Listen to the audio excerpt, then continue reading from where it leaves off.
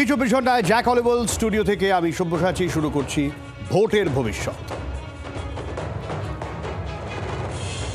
ভোটের ভবিষ্যতে আজকে একটু মতুয়াগড়ের কথা বলবো আপনাদের। মতুয়াগড়ে একটু অতীতে যদি চোখ রাখেন, পিয়ার ঠাকুরের হাত ধরে যে কংগ্রেসি রাজনীতি মতুয়াগড়ে শুরু হলো, বড়মার এবং মমতা বন্দ্যোপাধ্যায়ের হাত ধরে সেখানে তৃণমূলের প্রবেশ ঘটলো, আর তারপর এখন বিজেপি। কংগ্রেস এবং তৃণমূলের যেরকম একটা আড়াআড়িভাবে মতুয়ারা দুভাগ ছিল, ঠিক সেই জায়গাটা এখন তৃণমূল এবং বিজেপির মধ্যে, এবং সেটা এতটাই চওড়া যে মারামারি হয় সেখানে রীতিমতো। এই মারামারি আমরা আগেও দেখেছি, আবারও মারামারির ছবি দেখাবো আপনাদের। আর মারামারি কোথায় হচ্ছে? মতুয়ারা যাকে পবিত্র বাড়ি বলে মানে, সেই ঠাকুর বাড়ি, সেই ঠাকুর বাড়িতে আবারও তুলকালাম। যে তুলকালাম আমরা আগেও অনেকবার দেখেছি, আবারও সেটা রীতিমতো মারপিট। একদিকে মমতাওয়ালা ঠাকুরের অনুগামীরা, অন্যদিকে শান্তনু ঠাকুরের অনুগামীরা একে অপরকে মাটিতে ফেলে মার।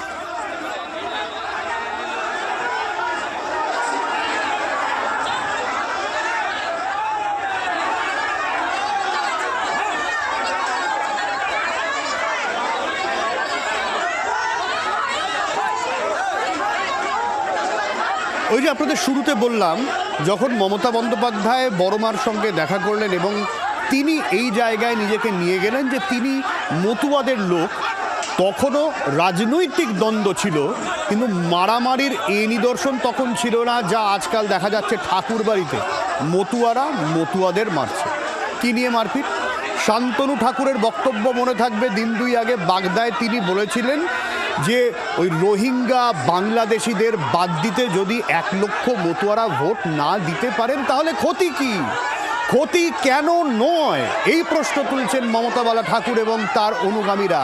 তাদের অভিযোগ, কেন দিনের পর দিন তাদের আশ্বাস দেওয়া হয়েছিল, কেন তাদেরকে বলা হয়েছিল যে এই যে এসআইআর কোনো তাদের সমস্যা হবে না, তারপরে শান্তনু ঠাকুরের এই বক্তব্যে ক্ষোভে ফুঁসছেন তারা।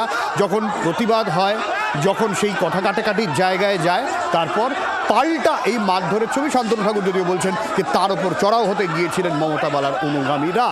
কি বলেছিলেন শান্তনু ঠাকুর, শুরুতে আগে শোনে।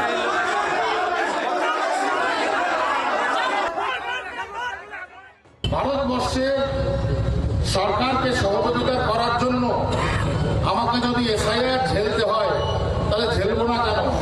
আজকে 50 লাখ রোহিঙ্গা মুসলমান, বাংলাদেশি মুসলমান, পাকিস্তানি মুসলমান যদি বাদ যায়, তার মধ্যে 1 লাখ যদি আমাদের সমাজের মানুষকে একটু স্টপ থাকতে হয়, ভোট দেওয়ার জন্য বিরতি থাকতে হয়, তাহলে কোনটা লাভ?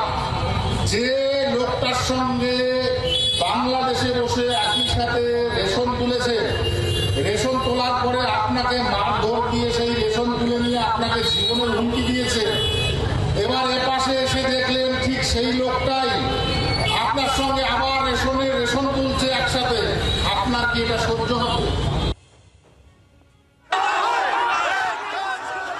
শান্তনু ঠাকুর যখন এই বক্তব্য দিচ্ছেন, সেখান থেকে পাল্টা প্রশ্ন তোলা হচ্ছে এই জায়গা থেকে যে তাহলে মতুয়াদের এসআইআর নিয়ে এতদিন ভুল বোঝানো হচ্ছিল এবং এটা জানা ছিল, বারবার জানা ছিল যে তাদের নাম বাদ যাবে কেন, যেখানে তাদের দেশের নাগরিক হিসেবে বলা হচ্ছে। তারা তো আগেও ভোট দিয়েছিলেন, সেই ভোটে নির্বাচিত হয়েছিলেন শান্তনু ঠাকুর, সেই ভোটে নির্বাচিত হয়েছিলেন সুব্রত ঠাকুর, সেই ভোটে নির্বাচিত হয়েছিলেন মমতাওয়ালা ঠাকুর। তাহলে আজকে তাদের ভোট নিয়ে কেন প্রশ্ন উঠছে? পাল্টা মমতাওয়ালা ঠাকুর কি বলছেন শোনো। প্রথম 2019-এ ক্ষমতায় এসে নিঃশর্ত নাগরিকত্ব দেওয়ার জন্য সিএতে আইন পাশ করেছে, সেখানে 11টা ডকুমেন্টস লাগবে, এই কাজ করেছে নরেন্দ্র মোদী। দ্বিতীয় আবার হচ্ছে যে সিএতে অ্যাপ্লাই করে নেই বলে এসআইআর এর মাধ্যম দিয়ে নির্বাচন কমিশনকে তাকে সামনে রেখে তার মাধ্যম দিয়ে এসআইআর করে সেখানে আবার 11টা ডকুমেন্ট চাইছে, যাতে এই মতুয়াদের দেওয়ার ক্ষমতা নাই উপর বাংলা থেকে যারা এসছে। আরেকটা জিনিস বাকি আছে, সেইটি উনি কর্ম করার জন্য পরিকল্পনা করছে যে এই লোকগুলোরে 12 ফেব্রুয়ারির 14 তারিখের পরে ডিটেনশন ক্যাম্প যেটা তৈরি হচ্ছে সেটাকে এখনো পূর্ণ হয়নি, এই লোকগুলোর মতুয়াদের নিয়ে ডিটেনশন ক্যাম্পে ঢুকবে, এইটুক মোদির বাকি আছে, সেইটুক করবে। মনে রাখবেন, মমতা বন্দ্যোপাধ্যায় কিন্তু বারবার বলেছেন বাংলায় কোনো ডিটেনশন ক্যাম্প করতে দেব না। এই একই ডিটেনশন ক্যাম্পের সুর মমতা বালা ঠাকুরের গলায়, এবং তিনি এটা বলছেন যে মতুয়াদের ডিটেনশন ক্যাম্পে রাখা হবে, মতুয়াদের ডিটেনশন ক্যাম্পে ভোরে ভোরে রাখা হবে ভোটের পর, কারণ তাদের তো ভোটাধিকার নেই। সিএ নিয়েও তাদের মিথ্যে কথা বলা হচ্ছে। যেখানে শান্তনু ঠাকুরের আগের প্রতিশ্রুতি, পাল্টা মমতা বালা ঠাকুর সেটাকে কাউন্টার করছেন। এই সমস্ত মন্তব্যের পরে শান্তনু ঠাকুর কি বলছেন শোনা। শোনো, মতুয়াদের নাম বলে আমি বলেছিলাম আমাদের যদি বাদ যায় তাহলে আমাদের মেনে নেওয়া উচিত, এই কারণে যে আমরা যাদের দ্বারা অত্যাচারিত, আমি আবার রিপিট করছি, আমরা যাদের দ্বারা অত্যাচারিত তারাও এই দেশে এসছে। এবার তাদের বিরুদ্ধে যদি কেন্দ্রীয় সরকার স্টেপ নেয়, এবং স্টেপ মানে কি, তাদেরকে বিতাড়িত করবার স্টেপ নেয়, এবং সেই কারণে যদি কোনো রকম কোনো নেগেটিভ কিছু ঘটে থাকে তাহলে আমাদের সেটা মেনে নেওয়া উচিত। ঠিক এই জায়গায় দাঁড়িয়ে গোটা বিষয়টা একটু বুঝে নেওয়ার চেষ্টা করব, কারণ ভোট সামনে আসছে এবং ভোট সামনে আসার আগে রীতিমতো হাতাহাতি মারামারি চলছে মতুয়াদের মধ্যে, যেরকম আমরা আগেও দেখেছি। অভিষেক বন্দ্যোপাধ্যায়ের পুজো দিতে যাওয়া নিয়ে অশান্তি, শান্তনু ঠাকুর মমতা বালা ঠাকুরের মধ্যে ব্যক্তিগত অশান্তি, মতুয়া মেলারকে উদ্যোক্তা হবে তাই নিয়ে অশান্তি। সুমন ভট্টাচার্য রয়েছেন, রাজনৈতিক বিশ্লেষক আমাদের সঙ্গে এই মুহূর্তে। সুমনবাবু, এখন যে পরিস্থিতি তৈরি হলো, এটা কি বিজেপি আগে থেকে বুঝতে পারেনি যে এই পরিস্থিতিটা হওয়ার ছিল? কারণ সত্যি তো তাদের কাছে কাগজপত্র নেই, তাদের আগে থেকে একটা আশ্বাস দেওয়ার দরকার ছিল ক্লিয়ার কাট যে এই হতে চলেছে, এরপর এই হবে। দেখুন, আমি যতটুকু জানি যে আরএসএস মানে যেটা বিজেপির মূল সংগঠন, তারা বারবার অমিত শাহ বা রাজ্য নেতৃত্বকে এ বিষয়ে যাকে বলে ওয়ার্নিং দিয়েছিল যে এটা কিন্তু আরএসএসের যে ট্র্যাডিশনাল ভোট ব্যাংক। দেখুন, বাংলাদেশ থেকে আসা হিন্দু উদ্বাস্তুরা 2014 থেকে একেবারে বিজেপির নিশ্চিত ভোট ব্যাংক, সেই ভোট ব্যাংকে কিন্তু এটা আঘাত করতে পারে। যেটা আপনি বললেন এটা তো একদম অবধারিত সত্য যে 2002-এর ভোটার তালিকায় এই মতুয়াদের মধ্যে কতজনের নাম থাকবে, তাদের নাম নেই। ফলে এবং তাদের বাবা মাদেরও নাম থাকা সম্ভব না, ফলে তারা অনিশ্চয়তায় পড়তই। শান্তনু ঠাকুর আজ যেটা বলছেন সেটা তো কমপ্লিট মানে যাকে বলে 180 ডিগ্রি ঘুরে যাওয়া, যে আপনারা স্যাক্রিফাইস করুন, এর জন্য রোহিঙ্গা এবং মুসলমানদের নাম বাদ যাবে, মানে বাংলাদেশি অনুপ্রবেশকারী মুসলমানদের। শান্তনু ঠাকুর এটাও বাজে কথা বলছেন, কারণ এখনও অবধি আপনার আগের অনুষ্ঠানেই আমরা কথা বলেছি যে 58 লক্ষ যে লোকের নাম বাদ গেছে তার মধ্যে 24 লক্ষের কিছু বেশি মৃত, আর কিছু লোক ঠিকানা শিফট করেছেন, মানে সেটাও ধরুন 19 লক্ষ। মানে মেজরিটি লোকের মধ্যে কিন্তু কোনো রোহিঙ্গাও খুঁজে পাওয়া যায়নি, বা স্যারের এখনকার অবধি যা প্র্যাকটিস তাতে কোনো বাংলাদেশি অনুপ্রবেশকারী চিহ্নিত করেও তাদেরকে মানে লাখো লাখো বাদ দেওয়া হয়েছে এরকমও না। বরং আমি আবার রিপিট করছি, বরং বাংলাদেশ থেকে আসা হিন্দু উদ্বাস্তুরা বিপদে পড়ে গেছেন, তাদের নাম বাদ গেছে। এবার শান্তনু ঠাকুর যেটা বলছেন যে সিএতে অ্যাপ্লাই করুন, অ্যাপ্লাই করা মানেই তো আপনি নিজেকে অবৈধ বাংলাদেশি অনুপ্রবেশকারী বললেন। এতদিন ধরে আপনার যে আধার, প্যান, রেশন কার্ড তৈরি হয়েছে সেগুলো বাতিল হয়ে গেল। আপনার সব থেকে মজার ব্যাপার, এদের ভোটে, এদের অনেকের ভোট, যদি 1 লক্ষ ধরে নিই আমি, এদের অনেকের ভোটে শান্তনু ঠাকুর ভোটে জিতেছেন, অনেকের ভোটে জগন্নাথ সরকার জিতেছে, জগন্নাথ সরকার, মমতা বালা ঠাকুরও জিতেছেন, সুব্রত ঠাকুর জিতেছেন। দেখুন, সমস্যাটা হচ্ছে যে এই যে আবারও বলছি যে এবার মানে আরও সমস্যার দিকে ওদের ঠেলে দিয়েছেন।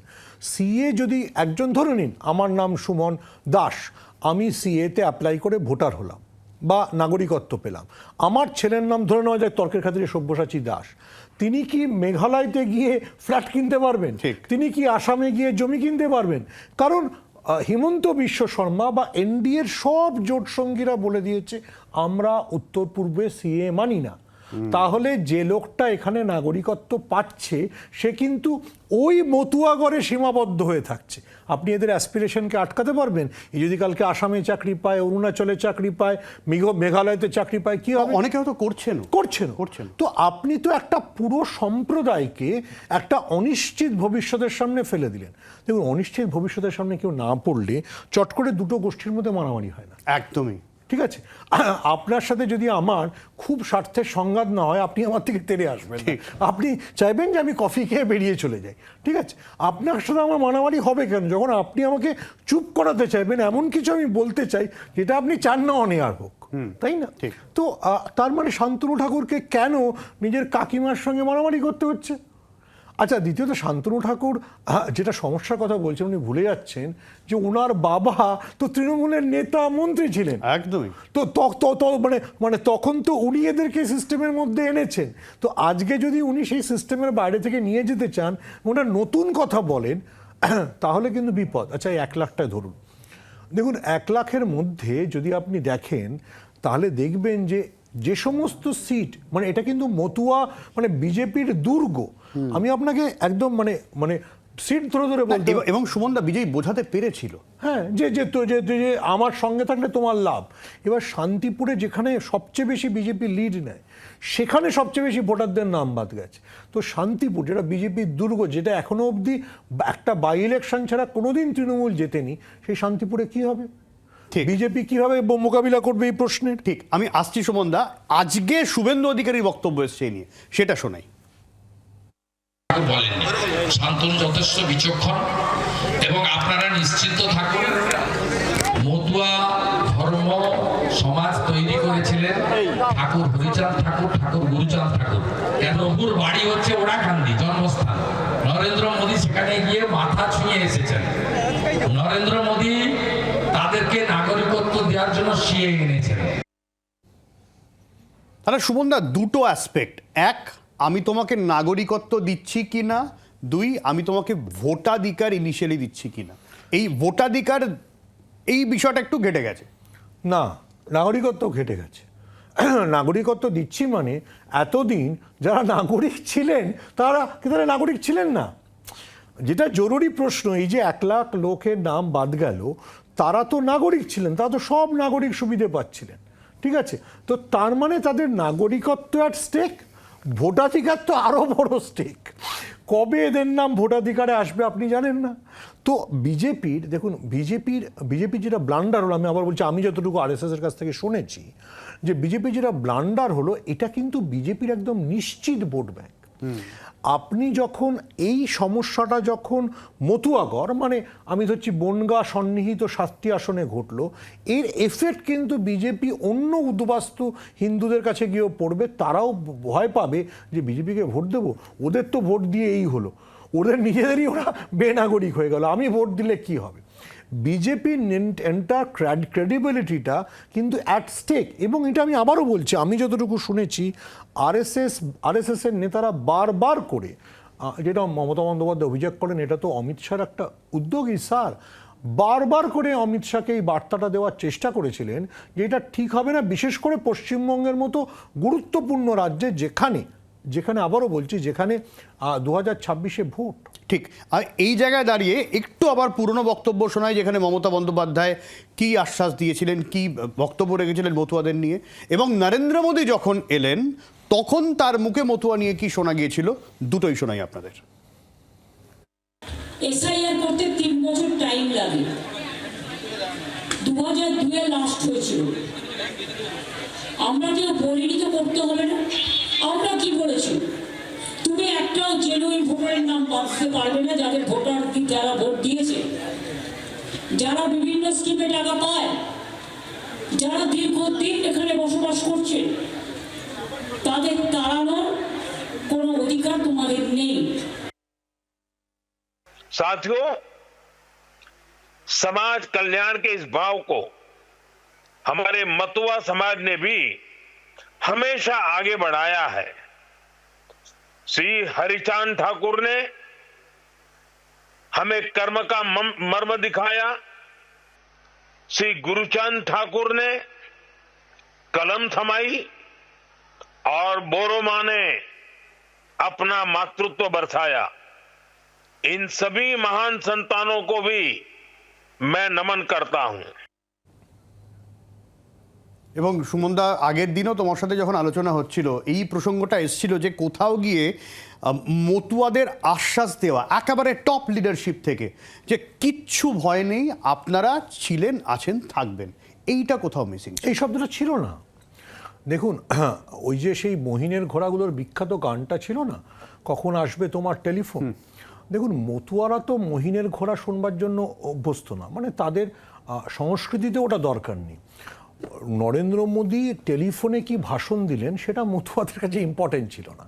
মতুয়াদের কাছে ইম্পর্টেন্ট ছিল যে বলো যে তুমি দেশে থাকবে, তুমি দেশে থাকবে, তুমি দেশে থাকবে, তুমি ভোট দেবে, তুমি সব নাগরিক সুবিধে পাবে। তুমি যে দুটো মানে শব্দবন্ধ বা দুটো বক্তৃতা দেখালে, তাদের মমতা বন্দ্যোপাধ্যায় যেভাবেই হোক তিনি এই যে জোরের সঙ্গে বলছেন যে আমি তোমাদের পাশে আছি, তোমাদের ভোটাধিকার থাকবে, তোমাদের সব দিক থাকবে।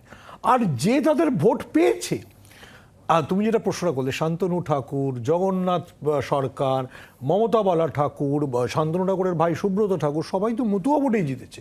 তো তুমি তাদের ভাই এরকম ক্রাইসিসে ফেলে দিলে কি করে? ঠিক আছে না? এটা এরকম একটা গল্প আছে, আমি নাম করছি না, একজন বিখ্যাত সাহিত্যিক, তাকে একবার হাওড়া ব্রিজের ওপাশে বালিতে একটা সাহিত্য সভায় নিয়ে গেছিল। নিয়ে যাওয়ার সময় তো গাড়ি ফাড়িতে নিয়ে গেছে। ফেরার সময় যখন তিনি জিজ্ঞেস করছেন ফিরবো কী করে, বলছে রিক্সা। তো তাকে সেই বয়স্ক সাহিত্যিক, তিনি বর্ণগরে থাকতেন, খুব প্রবীণ, খুব রম্য রচনা লিখতেন, তুমি বুঝে যাচ্ছ। তো তিনি রিক্সা ঠেলছেন, বলছেন যে আমাকে তো নিয়ে গেছিল গাড়ি চড়িয়ে, ফেরার সময় রিক্সায় চড়িয়ে দিয়েছে। একদমই এই জায়গাটাই তৃণমূল কংগ্রেস বলতে চাইছেন। তারপরে কুণাল ঘোষের বক্তব্য কি ছিল শোনাই আপনাদের। নরেন্দ্র মোদী কাল ছিলেন না, কালকে মতুয়া সম্প্রদায়ের কাছে তিনি ছিলেন নীরব মোদী। তো নীরব মোদী তিনি মতুয়াদের নাগরিকত্ব নিয়ে সরব হননি। যখন তৃণমূল কংগ্রেস সেটা চোখে আঙুল দিয়ে দেখিয়ে দিল, তখন ড্যামেজ কন্ট্রোল করতে একটা পোস্ট করতে হলো, পাশে আছি, থাকবো, এসব গোল গোল কথা কাকে শেখাচ্ছেন? মতুয়াদের নাগরিকত্ব নিয়ে কে, যাদের নাম এসআইআরে নেই, তারা এখন কি করবেন? পরেও সুমনদা, তোমার কি মনে হয় যে তৃণমূল কংগ্রেস ভোট ব্যাংকটাকে ভাঙতে পারবে? কারণ যেভাবে বিজেপি একটা হিন্দুত্ববাদী ন্যারেটিভ সামনে রেখেছে এবং বাংলাদেশের এই পরিবর্তিত পরিস্থিতিতে সিচুয়েশন যাই হোক না কেন, কোথাও গিয়ে মতুয়ারা কি এই বিশ্বাসটা রাখবে না যে না, অন্তত এই সরকারটা আর যাই হোক আমাদের পুশব্যাক করবে না? তৃণমূল যাই বলুক, দেখো, পুশব্যাক মানে হবে না, কিন্তু এদের পুরো বিশ্বাসটা টলে গেছে। তুমি যেটা বললে ওটাই আরো ইম্পর্টেন্ট। অর্থাৎ বাংলাদেশে যখন এই পরিস্থিতি, এরা তো কেউ আর বাংলাদেশ ফিরে যেতে পারবে না, ফলে এদের মধ্যে বরঞ্চ আরো আসবে, আর বরঞ্চ আরো আসবে। এদের মধ্যে যে অনিশ্চয়তাটা কাজ করবে, সেখানে মমতা বন্দ্যোপাধ্যায় কতটা, মমতা বন্দ্যোপাধ্যায় পলিটিক্যালি ভীষণ শার্প এবং ভীষণ অ্যাগ্রেসিভ। মাথায় রেখো 2024-এর 21শে জুলাই যখনও বাংলাদেশে গন্ডগোল চলছে, তখনই তিনি বলে দিয়েছিলেন আমি সবার জন্য দরজা খুলে রেখেছি, পরোক্ষ বার্তা ছিল। তো মমতা বন্দ্যোপাধ্যায় যখন এই হিন্দুদের, দেখো মানে উনি তো এই রাজনীতিটা খুব মানে হিন্দুত্ববাদী রাজনীতি করেন না, কিন্তু যদি উনি এই রাজনীতিটাতে মানে নিজেকে স্ট্রেচ করেন, নিজেকে প্রসারিত করেন, যদি বলেন যে সবাই স্বাগত, তাহলে সবার মধ্যেও তো বিতর্ক হয়েছিল, সবাই মানে বাংলাদেশ থেকে মুসলিমরাও প্রচুর চলে আসছে। দেখো, সেটাও বিজেপি আপত্তি করতে পারবে না, কারণ বিজেপিও আওয়ামী লীগের যারা অত্যাচারিত হয়েছে তাদের সবাইকে পাশে নিয়ে এসছে। সো বিজেপির জন্য এটা catch-22 সিচুয়েশন।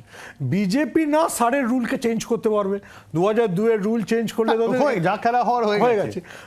বিজেপি কি করে এদের জায়গা দেবে? আর এই মতুয়ারা, আবার আমি বলছি, মতুয়ারা বিশ্বাস করতে পারতো যদি হেমন্ত বিশ্ব শর্মা কিংবা কর্নাড সাংমা দাঁড়িয়ে বলতেন যে আমরা সিএ মানতে রাজি আছি, বাঙালি হিন্দু উদ্বাস্তুকে আমরা জায়গা দেবো। বলছেন না, সেখানে তাদের আসামের নির্বাচনের স্বার্থ আছে, মেঘালয়তে সেখানে আদিবাসী ভোট ব্যাংকের স্বার্থ আছে, তারাও সেটা বলছে না। বিজেপির জন্য catch-22 হয়ে গেছে। আচ্ছা, এইবারে একটা কথা বলো সুমন দা, সেটা হচ্ছে এই যে সিচুয়েশন আমরা দেখছি, না তৃণমূল না বিজেপি কোথাও গিয়ে মতুয়া বা ঠাকুর বাড়ির যে একটা মানে গাম্ভীর্য রয়েছে, তার যে একটা শালীনতা রয়েছে, অন্তত ছবিতে আমরা দুই দলের তরফেই সেটা মিসিং দেখছি। এই জায়গায় দাঁড়িয়ে তৃতীয় বিকল্প শক্তি কংগ্রেস, অধীর চৌধুরী কিন্তু নিয়ে গেছিলেন নির্বাচন কমিশনের ওখানে, সম্ভব আবার ফিরে আসা? তুমি আজ অব্দি সব্যসাচী কোনো সিনেমায় কমেডিয়ানদের নায়িকার গলায় মালা, মানে নায়িকা কমেডিয়ানদের মালা দিয়েছে দেখেছো? নায়িকারা সবসময় হিরো আর মানে অ্যান্টি হিরো হতে পারে, তাদের মধ্যেই বেছে নেয়। ঠিক আছে, বাম কংগ্রেস শক্তি এই পুরো মানে অন্তত মতুয়া গড়ে এখনো অবধি 500 চরিত্র, তারা মেইন চরিত্র না। Malda Murshidabad is a different factor. তো এখানে মানে আবারও আমি বলছি যে কি পলিটিক্স হবে সেটা খুব ইম্পর্টেন্ট। এতে যেটা নতুন করে যেটা হতে পারে, এটা আরও বড় চ্যালেঞ্জ হতে পারে বিজেপির জন্য, সেটা যে ম্যাপিং ট্যাপিং বলছিল, ম্যাপিংয়ের কাজে আবার বিজেপি পিছিয়ে যাবে। কারণ হচ্ছে ম্যাপিং হলে তো আরও মতুয়া বাদ যাবে, 1 লক্ষ বাদ গেছে, আরও 6 লক্ষ বাদ যাবে যাদের 2000 নেই। ম্যাপিংয়ে দেখা যাবে সোনালী খাতুনের কোনো চ্যালেঞ্জ নেই। সোনালী খাতুনের বাবা জমির কাগজ দেখিয়ে দিয়েছেন, সোনালী খাতুনের বাবার 2002-তে ভোটার তালিকায় নাম ছিল। সোনালী খাতুনকে তুমি বাংলাদেশি প্রমাণ করতে পারবে না। কিন্তু এই যে মতুয়া ভোট ব্যাংক, যদি তুমি ম্যাপিংয়ে এগো, যেটা নিয়ে বিজেপির লোকরা বিরাট উত্তেজিত যে ম্যাপিং করলে আরও 1.5 কোটি বাদ যাবে, ওই 1.5 কোটির কথা এই মুহূর্তে শুভেন্দু অধিকারীদের ভাবাই উচিত না। ভাবলে মতুয়া গড়ে আরও 30 লাখ চলে যাবে যদি ওটা সত্যি সত্যি এক্সিকিউট করবার চেষ্টা করে। সম্ভব না, কিন্তু যদি ওটা মানে ওই নোটিশ পাঠাতে শুরু করে, তাহলে দেখা যাবে মতুয়াদের মানে রানাঘাটের 7টা সিট, বনগাঁর 7 14টা সিট, এই 14টা সিটে যদি তোমার মানে রাফলি মানে 30-35 লক্ষ থাকে, মানে ভোটার থাকে, 14তে ধরো 30-35 লক্ষ, তার মধ্যে তুমি দেখলে 5-6 লাখ লোক আরও নোটিশ পেয়ে গেছে। কী করবে তুমি, তোমার ভোটার? ঠিক এই জায়গায় এই প্রশ্নটা থাকলো, এই প্রশ্নটা নিয়েই কিন্তু 26-এর নির্বাচনটা হবে, 26-এর ভোট হবে। তবে তার আগে যে ছবি দেখিয়ে শুরু করেছিলাম, সেই ছবি দেখেই শেষ করব। এই অশান্তি ঠাকুরবাড়িতে রীতিমতো মার কাট ফেলে মার, এই পরিস্থিতি ভোটের আগে চলছে, হয়তো আরও বাড়তে পারে। সুমনদা, অনেক ধন্যবাদ তোমাকে। বাংলার আওয়াজ, বাঙালির আবেগ, জি 24 ঘন্টা।